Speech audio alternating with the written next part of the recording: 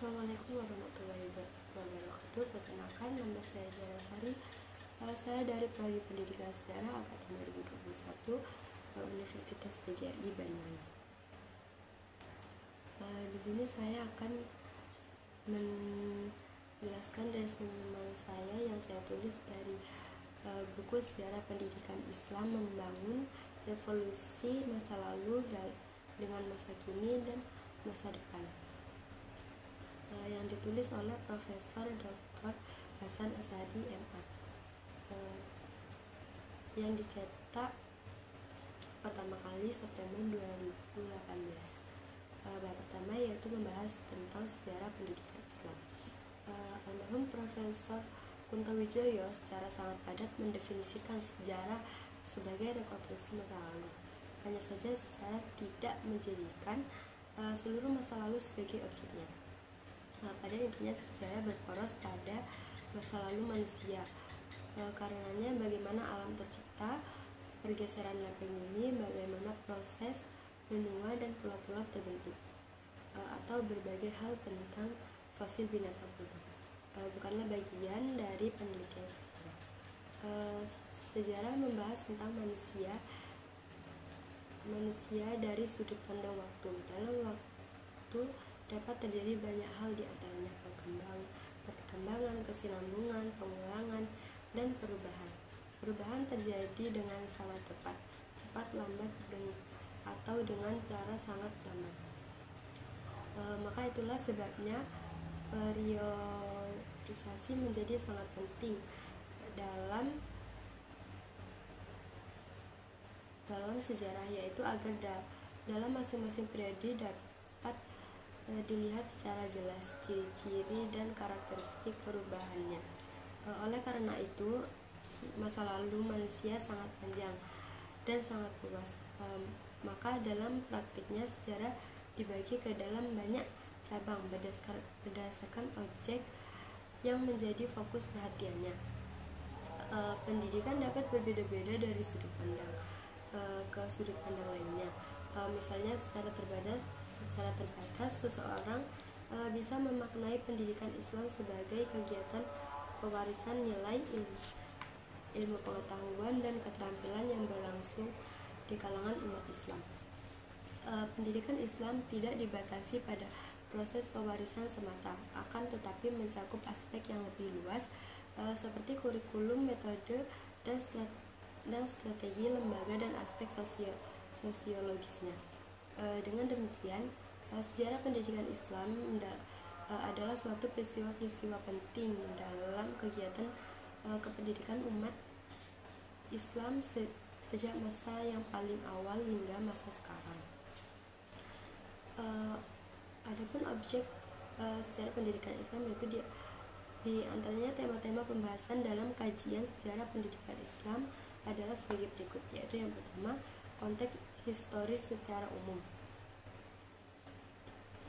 Salah satu aspek penting yang menentukan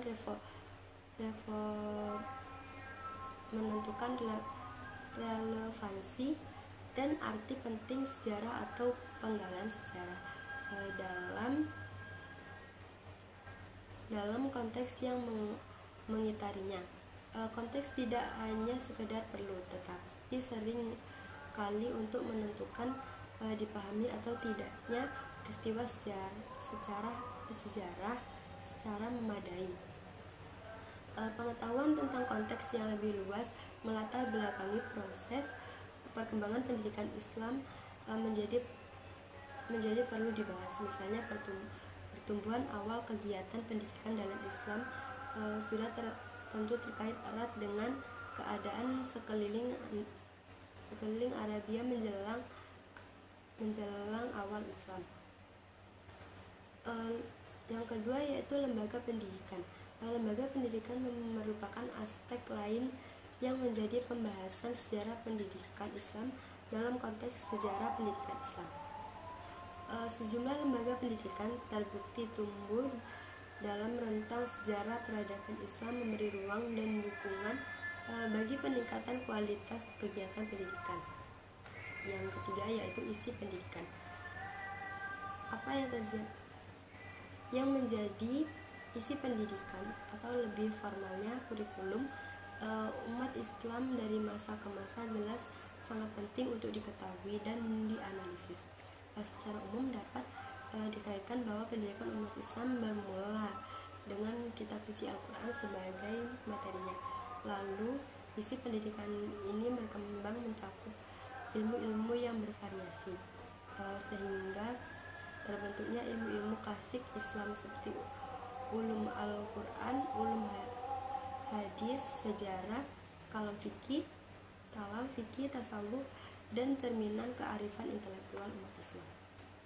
Yang keempat yaitu metode pendidikan. Sebagai sebuah statement umum, peradaban Islam dicatat sebagai peradaban yang mengembangkan metode-metode empiris dalam pengembangan sains maupun ilmu-ilmu keagamaan. Yang kelima yaitu kehidupan masyarakat akademis.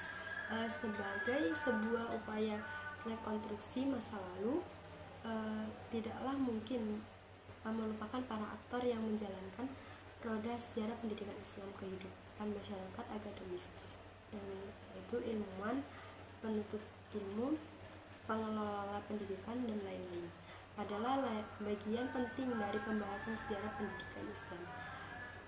Selanjutnya yaitu metode sejarah pendidikan Islam.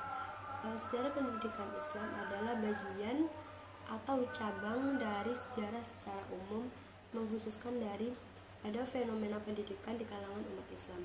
Kunto Wijoyo menjelaskan bahwa langkah-langkah metodologis dalam kajian sejarah dapat disederhanakan menjadi 5, yaitu pemeliharaan topik, pengumpulan sumber, verifikasi sumber, interpretasi, dan penulisan sejarah. Adapun periodisasi pendidikan Islam, waktu adalah satu variabel penting dalam kajian sejarah.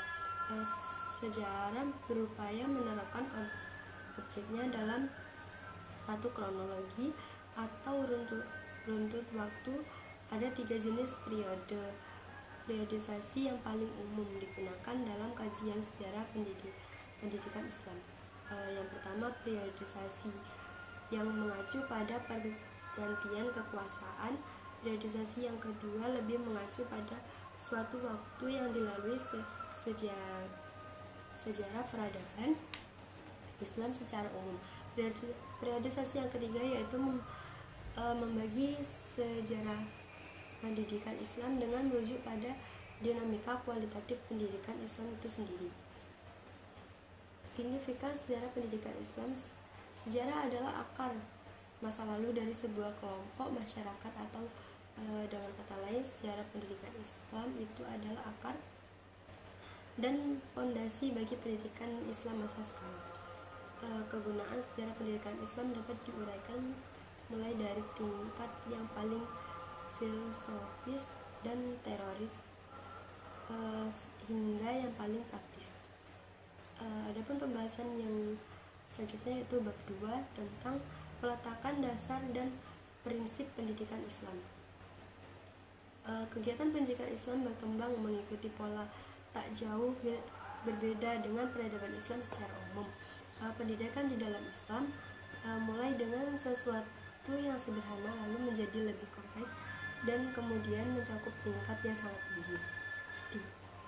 Sejarah pendidikan Islam didasarkan pada Al-Quran dan tradisinya. Yang paling awal muncul secara langsung dari praktik atau sunnah Rasul Muhammad SAW dalam upayanya untuk menyampaikan wahyu yang diterimanya dari Allah Subhanahu Wa Taala kepada umatnya adalah bentuk pertama pendidikan dalam Islam. Dari sudut pandang historis, isi pendidikan umat Islam yang paling awal adalah Al-Quran serta keterampilan membaca dan menulis. Secara umum dikatakan bahwa isi pendidikan yang dilaksanakan oleh Rasulullah SAW adalah Al-Quran yang diperinci dan dicontohkan dalam bentuk hadis-hadis Rasulullah SAW melalui perincian dan memberikan contoh ilustrasi melalui perkataan, perbuatan, dan persetujuannya. Isi pendidikan yang dilaksanakan Rasulullah SAW adalah perpaduan sempurna antara ajaran-ajaran ideal dan teoretis yang terkandung dalam Al-Quran dengan aktualisasi dan aplikasinya dalam kehidupan nyata. Rasulullah SAW teridentifikasi pernah menerapkan metode pendidikan sebagai berikut. Yang pertama yaitu metode ceramah atau muhadarah. Yang kedua metode nasihat atau mau'izah. Yang ketiga metode diskusi atau syura. Yang keempat yaitu metode kisah atau kisah. Yang kelima yaitu metode dialog atau hiwar. Yang keenam metode perumpamaan atau amsal. Yang ketujuh metode motivasi dan ancaman atau targhib buat targhib. Yang kedelapan yaitu metode humor dan bermain atau tarfih. Yang kesembilan atau yang terakhir yaitu metode keteladanan atau qudwah. Bab yang ketiga yaitu membahas tentang perkembangan awal hingga puncak kejayaan pendidikan Islam. Yang pertama yaitu historis secara umum. Pengumpulan manuskrip merupakan suatu langkah sangat penting dan sangat berpengaruh pada perkembangan pendidikan Islam. Manuskrip yang terkumpul berisi berbagai cabang ilmu pengetahuan, filsafat, kedokteran, matematika, kimia, astronomi, biologi, dan lain sebagainya. Sebagaimana dijelaskan melalui ayat-ayat Al-Quran dan hadis Nabawi, Islam sangat mendorong pengembangan ilmu pengetahuan. Ilmu pengetahuan baru yang diperoleh melalui proses penerjemahan menjadi pendorong tambahan bagi kemajuan intelektual umat Islam. Selanjutnya yaitu faktor-faktor perkembangan. Dasar-dasar dan prinsip-prinsip pendidikan Islam diawali secara langsung oleh Nabi Muhammad SAW, kemudian dilanjutkan semasa kepemimpinan Al-Khulafa al-Rasyidin. Perkembangan pesat kemudian terjadi setelah masa dinasti Umayyah yang berpusat di Damaskus. Beberapa faktor penting yang memungkinkan dan mendorong terjadinya perkembangan pendidikan Islam yang sangat signifikan yaitu Al-Quran, As-Sunnah, dan dorongan ilmiah, semangat ilmiah, stabilitas politik, kemajuan ekonomi, kontak dengan budaya lain. Selanjutnya itu lembaga pendidikan, pengayaan material dan diversifikasi metodologis dalam kegiatan pendidikan. Islam mendorong pertumbuhan dan perkembangan kelembagaan. Terus cabang-cabang ilmu tumbuh dalam bentuk yang lebih terstruktur dan formal dan mengembangkan tradisinya masing-masing. Secara agak umum, lembaga-lembaga pendidikan yang ada dapat dikelompokkan menjadi 4. Yang pertama yaitu lembaga-lembaga pendidikan yang ada dapat dikelompokkan menjadi yang pertama yaitu lembaga-lembaga pendidikan untuk filsafat, sains, dan teknologi. Yang kedua yaitu lembaga-lembaga pendidikan untuk kajian ilmu-ilmu agama. Yang ketiga yaitu lembaga pendidikan dengan nuansa sufistik yang sangat kental. Yang keempat atau yang terakhir yaitu pendidikan ilmu-ilmu sastra. Pengelompokan ini tidak mutlak dan hanya bersifat kecenderungan utama atau prioritas semata. Secara umum isi pendidikan Islam pada periode puncak ini mengalami perkembangan yang sangat pesat jika dibandingkan pada zaman sebelumnya. Kegiatan penerjemahan karya-karya ilmiah kuno ke dalam bahasa Arab memengaruhi secara signifikan muatan aktivitas pendidikan umat Islam, bisa jadi yang lebih signifikan dari perkembangan isi pendidikan Islam pada masa kejayaannya dalam interaksi antara dua tradisi keilmuan. Tradisi keilmuan yang terutama berakar pada Al-Quran dan hadis di satu sisi, dan tradisi yang tumbuh dari perkembangan warisan ilmiah Yunani Persia di sisi lainnya. Adapun pembahasan yang keempat yaitu kemerdekaan pendidikan Islam. Setelah mengalami masa perkembangan yang sangat luar biasa, kekuatan politik umat Islam menunjukkan tanda-tanda kemerdekaan. Menurunnya kualitas peradaban Islam berlangsung secara perlahan.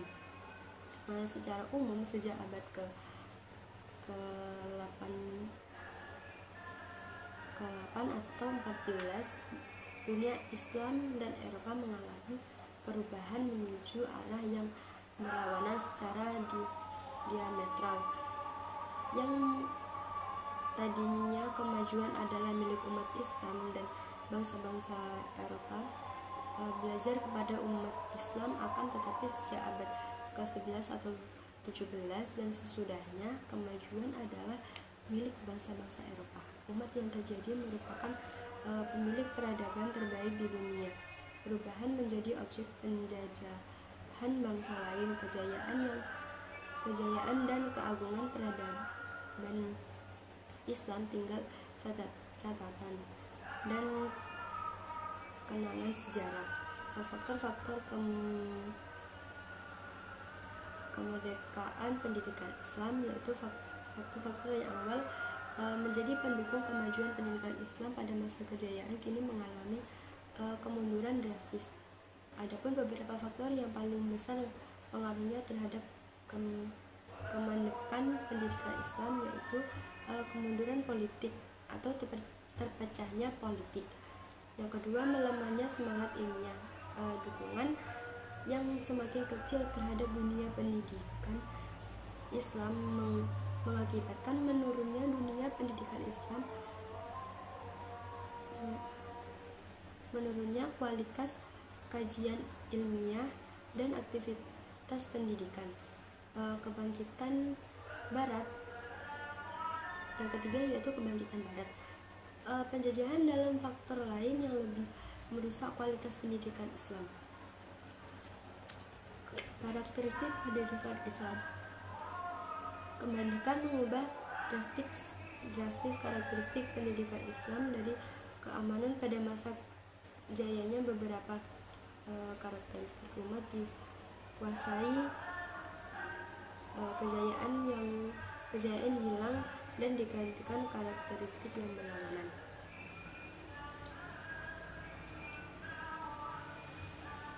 Bab yang kelima yaitu pembaruan pendidikan Islam. Setelah masa kemerdekaan yang demikian lama dan kemudian berujung pada penjajahan yang menyedihkan, pada abad ke-13 atau 19 sebuah gagasan besar berkembang di seantero dunia Islam. Gagasan tersebut adalah gagasan pembaruan, modernisasi atau tajdid. Pembaruan Islam dilatar belakangi oleh perpaduan sejumlah faktor dari dalam masyarakat Islam itu sendiri dan sejumlah faktor lainnya yang berasal dari luar. Faktor pembaruan pendidikan Islam yaitu pendidikan adalah poros dari perkembangan umat Islam.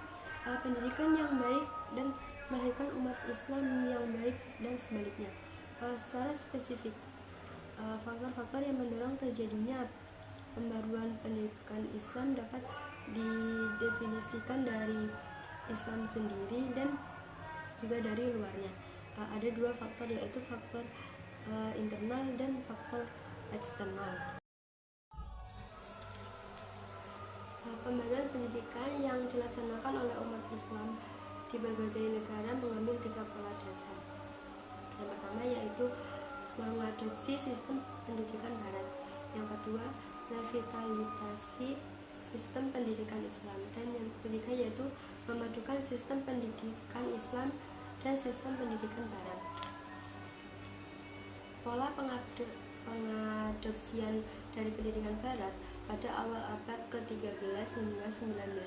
Dalam sangat banyak aspek pendidikan barat secara objektif lebih baik daripada pendidikan orang Islam.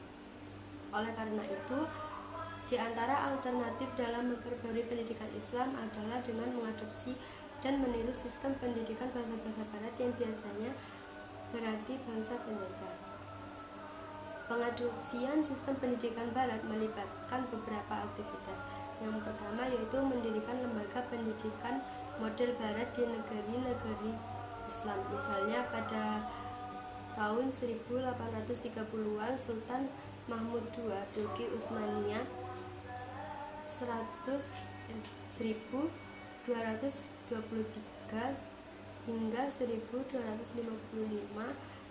atau 1808 hingga 1839 mendirikan sekolah Mekti Ma'arif atau sekolah pengetahuan umum dan Mekti Ulum Edibi yaitu sekolah sastra, sekolah militer, sekolah teknik, dan sekolah kedokteran yang sistemnya mengacu pada sistem sekolah barat. Yang kedua yaitu mendatangkan ahli dari barat ke negeri-negeri Islam. Di Muhammadan Aglo-Oriental College atau MAOC, Aligarh Ahmad Khan mempekerjakan sejumlah guru dan staf dari Inggris guna mempercepat transfer pengetahuan dan pengalaman Eropa kepada umat Islam India. Yang ketiga yaitu mengirim mahasiswa ke barat. Sultan Muhammad II dari Turki telah memulai pengiriman mahasiswa ke Eropa untuk menuntut ilmu yang lebih maju. Di Mesir, Muhammad Ali juga melakukan hal yang sama. Oleh karena itu, sejak awal abad ke-13 atau 19, negara-negara seperti Prancis, Inggris, Italia, dan Australia sudah menjadi tujuan mahasiswa dari dunia negara tujuan di barat di dunia Islam untuk melanjutkan pendidikan. Yang keempat yaitu penerjemahan dan penerbitan. Alih ilmu pengetahuan modern dari dunia barat ke dunia Islam juga diupayakan melalui proses penerjemahan karya ilmiah dari barat ke dalam bahasa bangsa muslim. Yang kedua yaitu pola revitalisasi sistem pendidikan Islam. Pola kedua dari pembaruan pendidikan Islam mendasarkan diri pada modal sejarah dan tradisi pendidikan Islam yang sudah ada di tengah masyarakat sejak lama. Tampaknya contoh terbaik dari pola ini adalah apa yang dilakukan oleh Universitas Al-Azhar di Kairo. Al-Azhar berdiri sebagai sebuah masjid lebih dari 1000 tahun yang lalu. Pada zaman dinasti Fatimiyah 297 hingga 567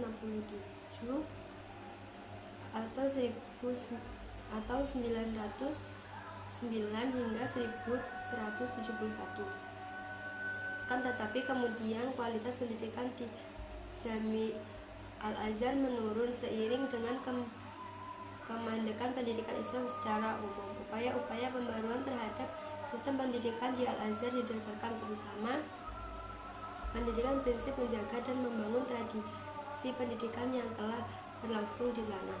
Misalnya salah satu kritik Muhammad Abdul terhadap isi pendidikan di Al-Azhar adalah kurangnya upaya membaca buku-buku orisinal karya para ilmuwan muslim terdahulu, tapi lebih fokus pada karya komentar. Abdul kemudian mengusulkan pengenalan kembali buku-buku terbaik dalam sejarah Islam seperti Al-Muqaddimah karya Ibnu Khaldun. Pola yang ketiga yaitu pola pemaduan sistem Islam dan Barat. Pola lain dalam upaya pembaruan pendidikan Islam adalah penggabungan antara unsur Islam dan unsur Barat. Bagaimanapun juga secara gemilang yang penuh ditorekan oleh umat Islam pada abad-abad sebelumnya adalah merupakan model sejarah yang sangat berharga. Di antara contoh pembaruan yang mengupayakan pemanduan tersebut adalah madrasah dan sekolah Islam. Dari segi kebahasaan sesungguhnya madrasah adalah padanan dari kata sekolah. Akan tetapi dalam konteks pembaruan pendidikan Islam atau khususnya di Indonesia, keduanya mewakili semangat yang berbeda. Madrasah adalah upaya pembaruan pendidikan Islam dengan landasan tradisi pendidikan Islam, lalu dipadukan dengan unsur-unsur tertentu dari tradisi pendidikan Barat seperti isi, metode, dan manajemen.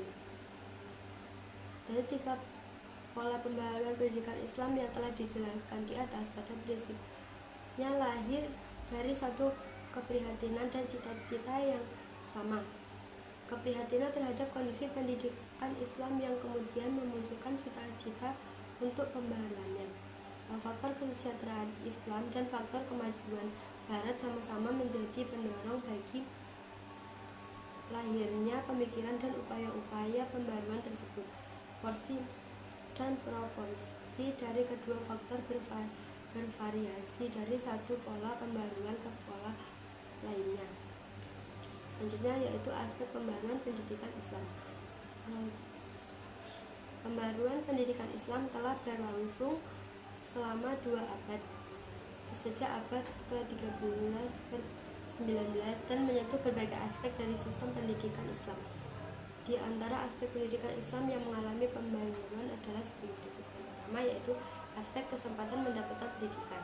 Secara umum, sejarah pendidikan Islam klasik menunjukkan bahwa anak laki-laki mendapatkan kesempatan yang jauh lebih besar dalam mendapatkan pendidikan formal dibandingkan dengan kesempatan yang diperoleh anak wanita. Dominasi pria dan dalam dunia ilmiah dan karir akademis secara baik ditujukan oleh studi Ruth Roden. Persoalan akses perempuan terhadap pendidikan menjadi aspek penting dalam upaya pembaruan pendidikan Islam awal abad ke-13 ke 19. Di Mesir, upaya membuka ruang pendidikan bagi perempuan didengungkan pertama kali oleh Rifa'ah al-Tahtawi tahun 1873 melalui bukunya yang berjudul Al-Mursyid Al-Amin Lil Banat Wal Al-Banin. Baginya adalah merupakan kekeliruan besar manakala umat Islam tidak mendidik perempuan, karena itu berarti kehilangan sumber daya yang sangat besar. Di samping itu, praktik tersebut juga merupakan penyimpangan dari panduan doktrin Islam sebagaimana terdapat dalam ayat-ayat Al-Quran dan hadis Nabawi. Pada masa berikutnya, pemberian kesempatan pendidikan kepada perempuan menjadi salah satu aspek penting dalam pembaruan pendidikan Islam. Dalam konteks Indonesia pada tahun 1923 di Minangkabau didirikan sebuah sekolah khusus untuk perempuan, yakni Sekolah Rahmah Al-Yunusiyah. Sekolah ini mempelopori upaya pendidik dan memberi peluang kemajuan bagi perempuan. Aspek yang kedua yaitu aspek epistemologis. Salah satu masalah besar yang menimpa pendidikan Islam setelah penjajahan oleh bangsa-bangsa Barat adalah munculnya dikotomi pendidikan. Dikotomi pendidikan di sini bermakna pertentangan antara apa yang disebut sebagai pendidikan umum dan pendidikan agama. Dalam cara berpikir dikotomis, keduanya dipandang sebagai dua kutub yang berlawanan dan tak mungkin dipersatukan. Padahal di dalam doktrin agama Islam tidak ada pertentangan antara disiplin umum. Pada hakikatnya seluruh ilmu berasal dari Allah Subhanahu wa taala. Ada yang secara langsung melalui wahyu Al-Quran, ada pula yang melalui proses pengkajian hukum-hukum yang diciptakan oleh Allah Subhanahu wa taala di dalam alam raya. Karena itu penyelesaian persoalan dikotomi tersebut dipandang sebagai sebuah aspek yang sangat penting dalam pembaruan pendidikan Islam.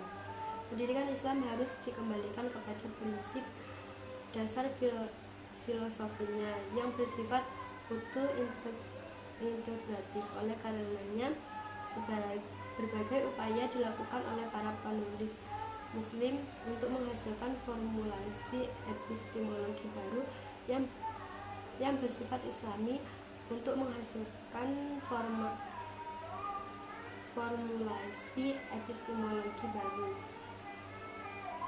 wacana filosofi teoritis tentang epistemologi baru bagi pendidikan Islam tersebut kemudian dipraktikkan melalui pendirian berbagai universitas Islam internasional seperti terdapat di Kuala Lumpur, Malaysia, Islamabad,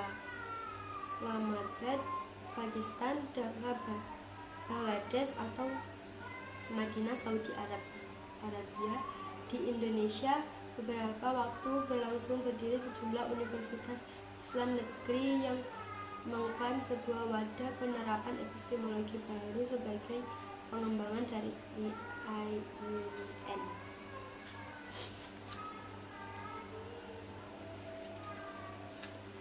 Aspek selanjutnya yaitu aspek kelembagaan. Pembaruan pendidikan Islam juga dilakukan pada aspek kelembagaan. Pembaruan dalam kaitan ini menyangkut nomenklatur atau penamaan, struktur organisasi dan infrastruktur. Beberapa lembaga pendidikan Islam yang telah lama ada mengalami pembaruan, misalnya pesantren yang merupakan lembaga tradisional di Nusantara mengalami pembaruan dan menjadi pesantren modern. Pembaruan pada bidang kelembagaan juga menyangkut bentuk dan struktur organisasi serta pengelolaan. Pada masa kemerdekaan, struktur organisasi lembaga pendidikan tidak memiliki standar yang jelas dan manajemen cenderung terpusat pada individu pemimpin. Hal ini sangat jelas terlihat di dunia pesantren. Pembaruan pendidikan Islam mengupayakan perubahan organisasi dan mendorong agar manajemen lembaga pendidikan berbasis sistem di mana kekuasaan dan pengambilan kebijakan disebar ke dalam beberapa unsur manajemen. Secara sederhana, lembaga pendidikan Islam mulai menerapkan prinsip manajemen modern.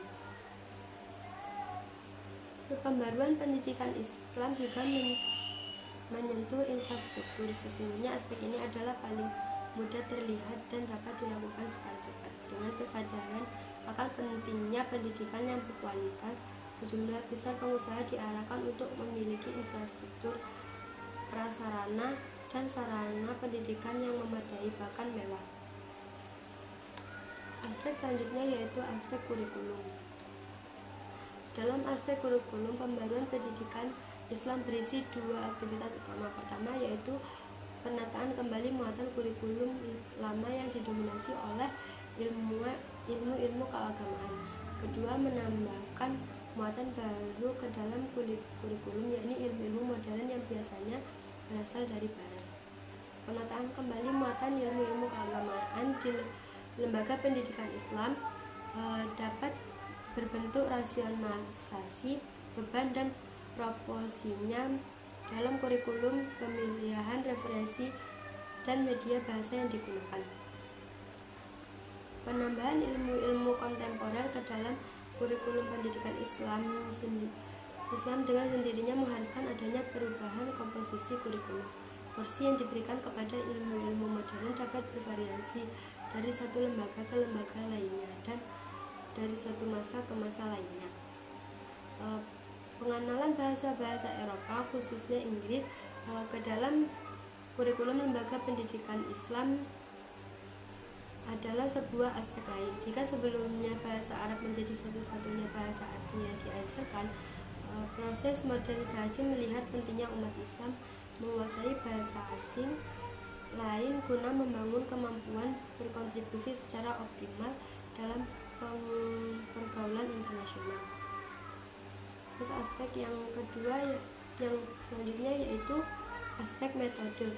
Aspek metode menjadi perhatian dalam pembaruan pendidikan Islam dengan upaya memperkenalkan berbagai metode pendidikan dan pembelajaran terbaru. Sebagaimana diketahui, metode yang diterapkan pada lembaga-lembaga pendidikan Islam era kemerdekaan sangatlah terbatas. Di pesantren metode berkisar pada ceramah, hafalan, potongan, dan sorogan. Metode diskusi, seminar penugasan, penyelesaian masalah, inquiry, dan sebagainya adalah di antara metode baru yang banyak dipraktekkan di dalam lembaga pendidikan Islam saat ini. Begitupun harus diingat bahwa metode ini juga telah dipergunakan pada masa sebelum kemerdekaan pendidikan Islam. Aspek selanjutnya yaitu aspek sumber daya manusia. Seiring berjalannya pembaruan pendidikan Islam, sumber daya manusia mengalami pengembangan melalui beberapa modus operasional. Di antaranya pembaruan di bidang ini adalah adanya standarisasi kompetensi. Hal ini diupayakan melalui peningkatan standar latar belakang pendidikan para guru. Aspek selanjutnya yaitu aspek teknologi informasi atau TI. Aspek lain dari pembaruan pendidikan Islam adalah pemanfaatan teknologi informasi. Semakin meluas. Pemanfaatan teknologi informasi tersebut mencakup beberapa aspek kegiatan, yaitu manajemen, pengelolaan sumber belajar, proses belajar mengajar, dan juga promosi. Semenjak lahir abad ke-14 ke-20, pemanfaatan teknologi informasi dalam pendidikan Islam mengalami peningkatan signifikan dan semakin cepat meningkatnya setelah masuknya awal abad ke-15 ke-21. Secara umum, aplikasi teknologi informasi ditunjukkan untuk meningkatkan efisien dalam hal ini menyatukan waktu, tempat, dan investasi. Teknologi informasi dapat menyingkat waktu secara signifikan dalam pengelolaan dokumen, data, dan informasi. Bantuannya dalam penyimpanan, memproduksi, dan menyebarluaskan data jelas yang sangat mudah. Untuk tujuan di atas, kebanyakan lembaga pendidikan Islam masa kini telah menerapkan teknologi informasi dalam banyak aspek operasionalnya. Aspek selanjutnya yaitu aspek relevansi sosial. Di antara aspek pembaruan pendidikan Islam yang juga sangat penting adalah peningkatan relevansi sosial alumni lembaga-lembaga pendidikan Islam dengan perkembangan sosial. Sebagai akibat dari kemerdekaan pendidikan Islam selama berabad-abad, maka alumni yang menghasilkan pendidikan Islam selama berabad-abad, maka alumni yang dihasilkannya seringkali tidak dapat diserap ke dalam pasar kerja di tengah masyarakat. Demikianlah pendidikan Islam mengalami proses pembaruan besar-besaran dan berbagai aspek sejak awal abad ke-13 ke-19. Pembaruan pendidikan Islam tersebut masih akan terus berlangsung. Sebab sejauh ini cita-cita membawa Islam ke puncak kejayaan di bidang pendidikan belumlah tercapai. Berbagai model pembaruan telah dicoba dan berbagai modifikasi terus berlangsung pada masing-masing model yang dilaksanakan. Dalam usia pembaruan pendidikan Islam yang telah mencapai 2 abad, ada banyak perubahan dan pencapaian. Akan tetapi, hasil akhir dari semua upaya yang ada pada akhirnya nanti akan ditentukan oleh sejarah. Pendidikan Islam telah menjalani sejarah yang panjang, sama panjangnya dengan sejarah Islam itu sendiri. Secara substansi, pendidikan Islam telah dimulai sejak ayat pertama diwahyukannya. Bukan pula sebuah kebetulan jika kata pertama yang diterima Nabi Muhammad SAW dari Allah adalah perintah membaca Iqra. Nabi sendiri memberikan contoh sempurna tentang bagaimana kecintaan terhadap ilmu pengetahuan dan semua aktivitas pendukungnya. Ketika semangat Iqra yang digelorakan oleh Nabi Muhammad SAW dilanjutkan secara antusias oleh generasi penerusnya. Dalam satu abad saja umat Islam telah berhasil mengubah watak peradaban Arabia dari berbasis lisan menjadi berbasis tulisan.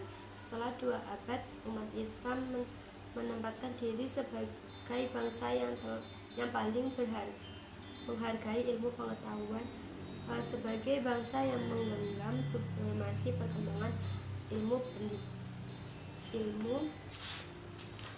pengetahuan dan sebagai bangsa yang memiliki sistem pendidikan terbaik.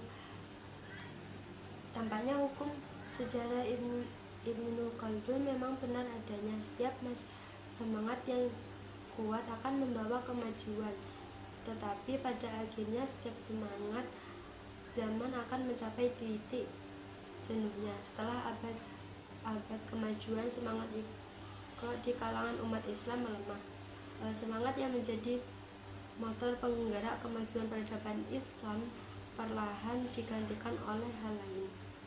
Ketika dunia Islam membiarkan diri menjelma menjadi lingkungan buruk bagi perkembangan ilmu pengetahuan secara alamiah, ilmu pengetahuan menemukan jalannya dan perlahan pindah ke belahan dunia lain.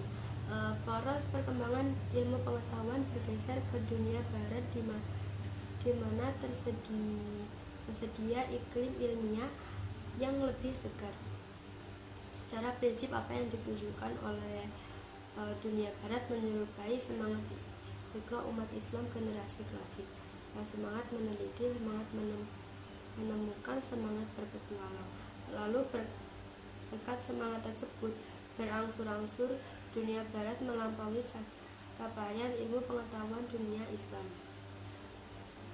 Ketika selisih kemajuan tersebut semakin melebar, bangsa-bangsa barat dapat mengalahkan dan kemudian menghinakan umat Islam dalam penjajahan. Episode sejarah kemandekan peradaban Islam dan kemajuan barat yang mengagumkan menegaskan satu hal, di mana semangat Iqra dijaga dan dikembangkan, di sana pula ilmu pengetahuan akan tumbuh berkembang dengan baik.